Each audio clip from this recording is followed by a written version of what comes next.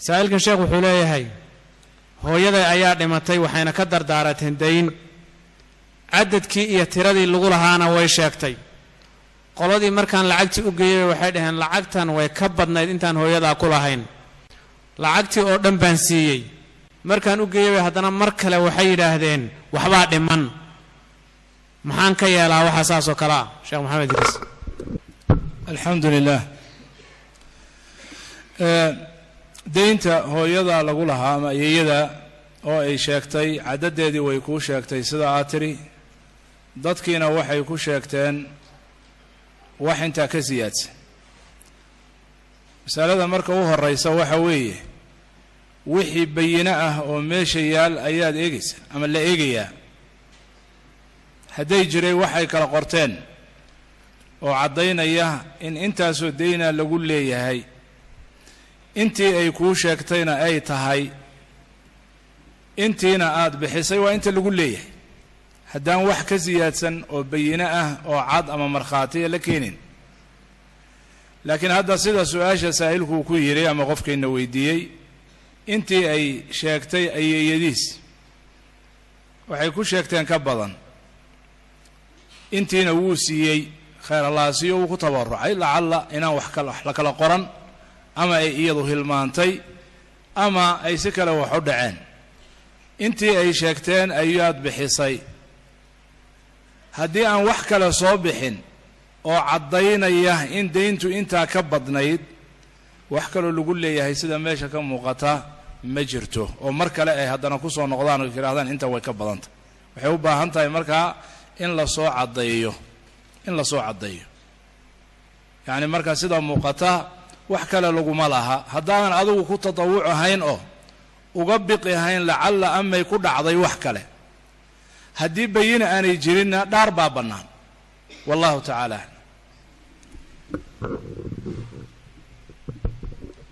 jazakallahu khayran sa'ilkan wuxuu leeyahay sheekh waxaan qabaa cudurka sonkorta sanadkii hore la soo dhaafay waxba iga tagay kii ka sii horeeyayna 8 maalmood baa iga tagtay haddii aan soomana tabcaan baa noqoni maxaa iga khayr badan oo aan sameeyaa jazakumullahu khayran بسم الله الحمد لله والصلاة والسلام على رسول الله ما بعد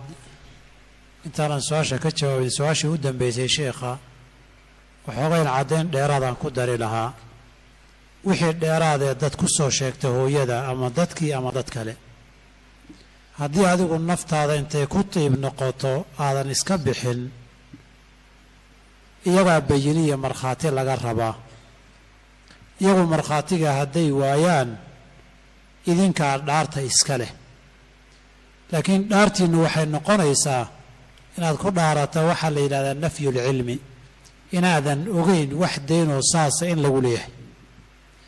inaan lagu lahayn kuma dhaaran kartid oo inaan qaadan waligeed waayo qofkii ficilka sameeyay adiga ma tihid marka nafyul ilmi baad ku dhaaranaysaan haddii kale dhaarta ka cabsataan iyagaad ku celin iyagoo hadday dhaartaanna xaqoodii way yeelana way mudan sidii dacwada caadiga ahayd ee dacwa iyo bayinaadka loo kala xukumi jiray masalada qofka sokorta qabee soonku dhibayo haddii soonka markii uu soomo uu dhibaya dhib uunan xamidi karin oo mashaqada iyo culayska ka soo gaarayay ama aanu adkaysanba karin ama cudurka iyo xanuunku ku sii weynaanayo uu ka baqayo dhibka laba mid buu noqdaa in soonka dhanba dhibayo iyo inuu xiriiriyo cadad go'an inuu dhibayo haddii qaybinta iyo yaryarayntu aanay dhibaynin wuxuu soomi karana wuu soomi wixii kalena sanadku qadaha u qaybin oo yaryaraynaya waayo qaduhu tataabuc iyo israacisa ay waajib ma aha haddii laakiin soonku sidiisaba dhib uusan xamidi karin ama cudur ku badanaya ama aanu kuwa sabri karin uu gaarsiinayo fidyuu bixinayaa maanta iyo berri baad roonaanaysaa iyo waxoogay yar sugna aan lalahayn fidyuu bixinayaa maalin kastaba miskiin buu quudinayaa sidii dadka waayeelka ahaa ee duqoobay ama maradka iyo xanuunka daa'imka leh wallahu aclam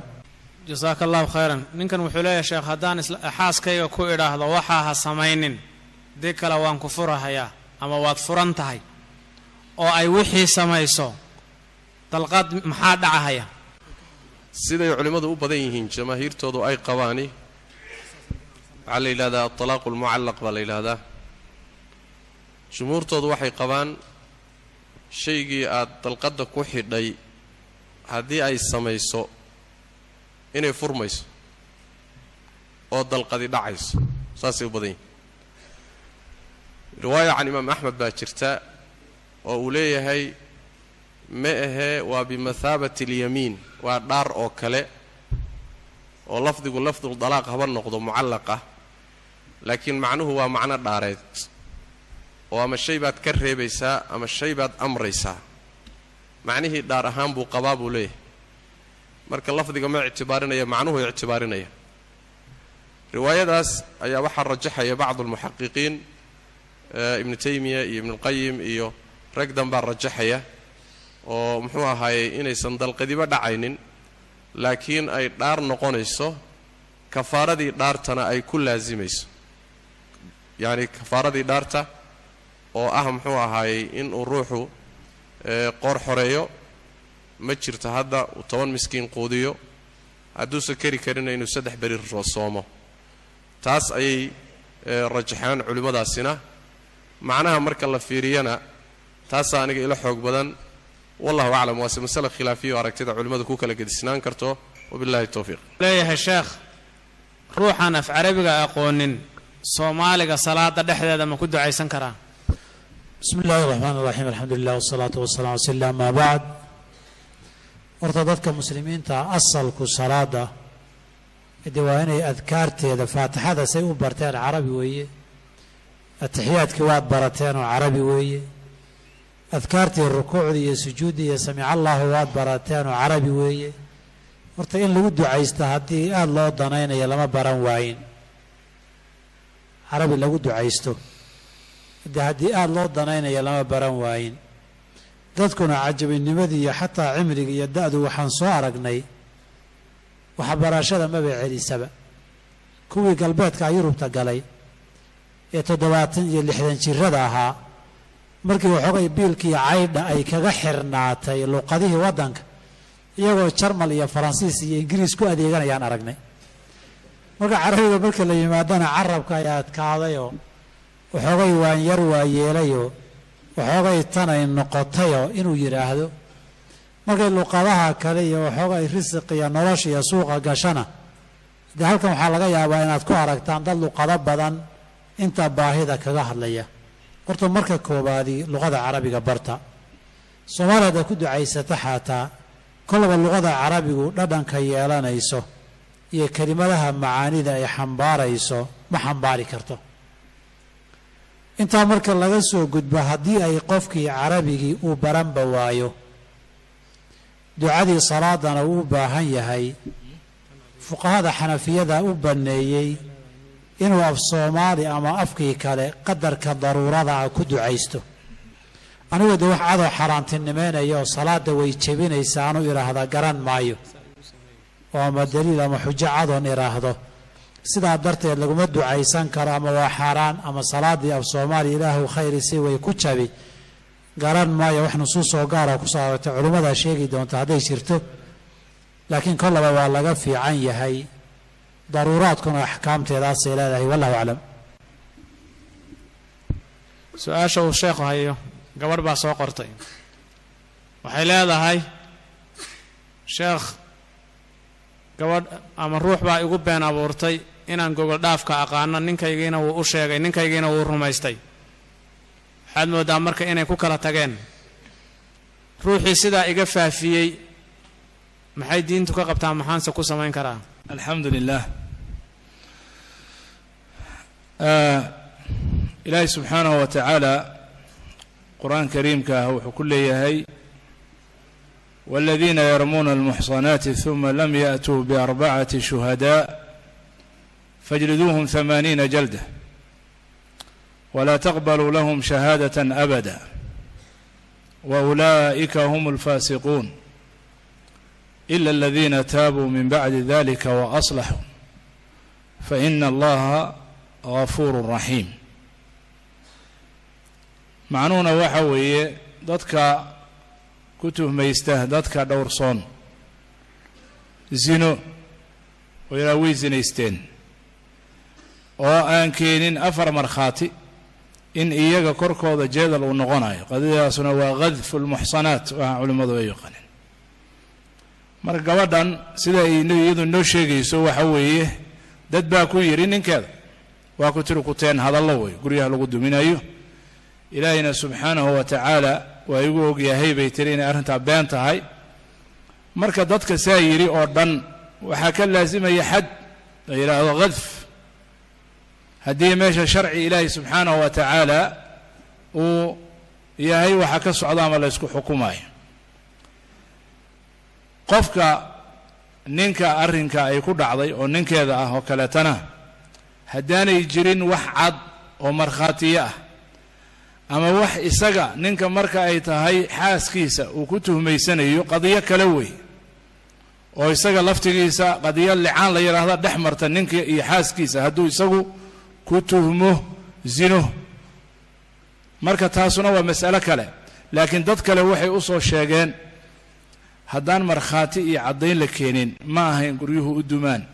waana waxa ilaahay subxaanahu wa tacaala uu ka nahiyey mujtamaca muslimka in dadka abriyada ah lagu tuhmaysto ama mu'aamaro loo sameeyo ama si been ah loogu been abuurto xadka adag buuna alla subxaanahu wa tacaala uu ka dejiyey waxaana yacni kula talin lahaa in yacni loo caddeeyo ninkeedana tuhmadana laga saaro baraa'adaasna ilaahay subxaanahu wa tacaala wixii xaqiiqaha wuu ka soo saaraya laakiin maxaan ka sameeyaa dadkaas inaad ku sabirto oo wixii aad ilaahay subxaanahu wa tacaala ugu sabirto haddii ay jirto cid looga ashtakoon karo muslimiin ah ama wax ka xukmin kara ama xukun ka geli kara ama celin karana way bannaan tahay in dadkaasoo kale laga ashtakoodo wallahu tacaala aclam sheekh maxamed cabdi umal wuxuu leeyahay sheekh ma gadi karaa daawada timaha jilcisa iyo tan madoobaysa labadaba bismi illahi raxmaan raxiim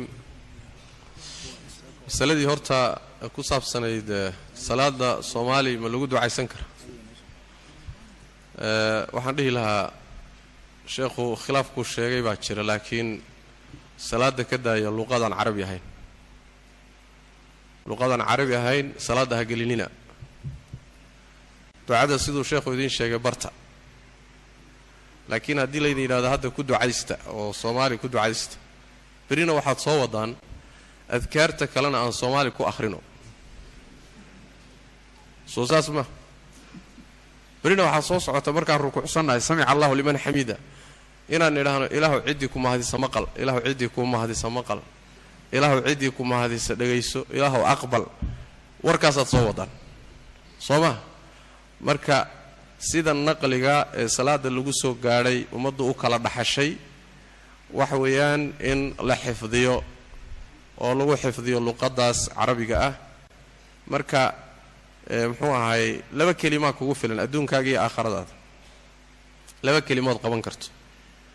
sida ninkii nebiga sal lla lay wasalam yidhi muxuu ahaay war salaadda maxaad akhrisaa buu ku yidhi markaasu wuxuu ku yidhi anigu ma aqaano dandanadaada iyo dandanada mucaad yani dandanadu waa hadal aad maqlayso laakiin aadan fahmaynin yani muumuu iyo wax saasoo kale ah muumuudaada iyo midda mucaad anigu ma fahmaye laakiin ilaahay baan anigu janno weydiistaa buuhi cadaabna waan ka magan galaa allahuma innii as'aluka aljannata waacuudu bika min annaar intaasaan dhahaa buuhi nebigu wuxuu uhi sal lla lay wasalam xawlaha nudandin aniyo mucaad laftannadu iyadaa umaan ku ag wareegaysanaa buuhi soo ma marka as'aluka aljannata waacuudu bika min annaar iyo xaajadaada markaad u baahan tahay sida sheekhu sheegayba waad baran karnaa wax marka aan khatar u gelina salaadda meesha kuma jiro waxaan dhihi lahaa masaladaa iyada ah ha la adkeeyo qodobka labaad oo ku saabsan su-aashii daawada ma la isticmaali karaa labay kala tahay madoobaysada timaha madoobaysa lagamana ganacsan karo lamana isticmaali karo axaadiista nebiga salawaatu rabbi wasalaamu caleyh bay ku sugantah ciro laguma bedeli karo timuhu hadday madow yihiin waxba gama baahna xadiidkii wajannibuuhu sawaad walow lafdadaasi ay leeyihiin idraaj baa ku jira culimmada qaarkood leeyihiin haddana xadiis kalea jiraysa xadiis kalea jirta oo tilmaamaysa madowga iyo sawaadka in laga dheereedo oo muxuu ahaayey aan timaha lagu bedelin amaa masalada jilcisada timaha jilcinaysa haddaysan lahayn dhibaatooyin kaleoo jaanibi ah oo caafimaadka jidhka ayna dhib u geysanayn wax mushkilaa ma leh timaha jilcintooda waa la saliidayn jiray waagaaba subag baa la marin jiray timaha markii saliidda la mariya ama subagga la mariyana way jilceen soo saas maaha marka nooc suura bidaa'iya haba ahaato jilcintu marka dhib ma leh allahuma haddaan dad lagu khayaamayn adigoo tima adag aad wax tima jilicsan dadka isaga dhigayso oo markaa ruux ama guur idin dhex maraya ama calaaqa aada ku sirayso meesheeda waay laakiin asal ahaan timaha jilcintoodu wax dhiba meele fil asli wax dhiba male allahuma hadday caafimaadka dhib u geysanayso markaasi waa mamnuuc wixii caafimaadka jidhka timaha dhibaato u geysanaya lama ogola wabillahi tawfiiq